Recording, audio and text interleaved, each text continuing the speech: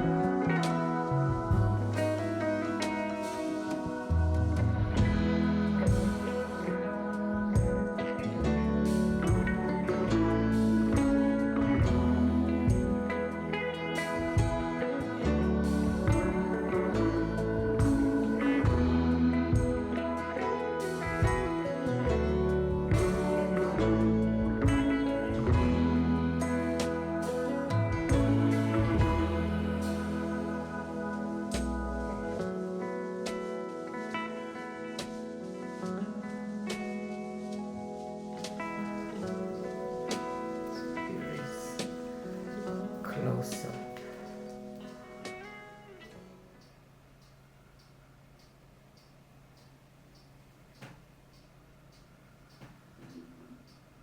It's kind of hard to show, but it's gorgeous.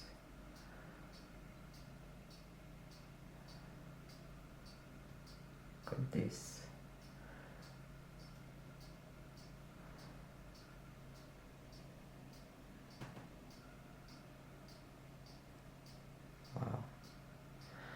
But it's hard to show the shimmer on camera.